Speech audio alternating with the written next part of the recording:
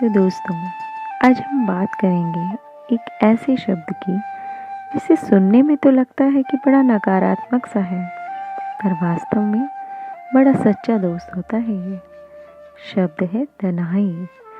तो बात करती हूँ आज इसी शब्द की गहराई को लेकर।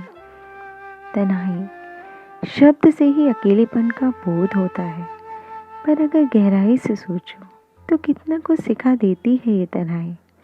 जब हम तन्हा होते हैं तो हर करीबी रिश्ता पास होता है, उससे जुड़ी हर याद ताज़ा हो जाती है और मन तन्हा होकर भी उसी पुराने समय के आहोश में चला जाता है, जहाँ से कभी खुशियाँ तो कभी गमों की सौगात मिली थी और जिन्हें आज इस लम्हे में हम जी रहे होते हैं जब हम तन्हा होते हैं।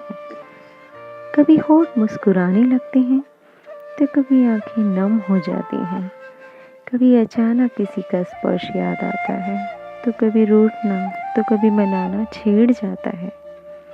और इन्हीं एहसासों के चलते सांसें तेज हो जाती हैं और अकेलापन कहीं ओझल ही हो जाता है। और मानो तब तो सिर्फ बिताए पल ही हावी होते हैं और दिमाग में उन्हें फिर से जीवित करने की एक इच्छा जो कि इतनी प्रबल होती है कि हम एक ऐसी योजनाओं का निर्माण तक कर डालते हैं जिससे उन्हें जीना संभव हो सके। यही नहीं, इतनी ताकतवर होती है ये तन्हाई कि खुद को अगर ढूंढने निकलो तो कई दिन निकल जाए, कभी कई शामें गुजर जाए। तो फिर क्यों इसे हम हमेशा एक कमज़ोरी ही मानते हैं, जबकि ये हमारी सबसे बड़ी ताकत बन सकती है और हमें फिर से कुछ नया और रोमांचक करने की प्रेरणा दे सकती है।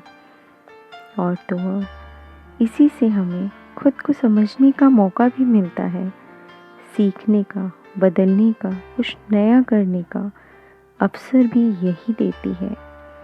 तो क्यों ना इसे ही हम अपनी दोस्त बना बीती गलतियों से सबक लें और नए रास्ते खोज खुद को हमेशा के लिए इसकी गिरफ्त से आज़ाद कर लें। एक नई सोच के साथ हमेशा के लिए तन्हाई को अलविदा कर दें, अपने जीवन से, अपने तसव्वुर से।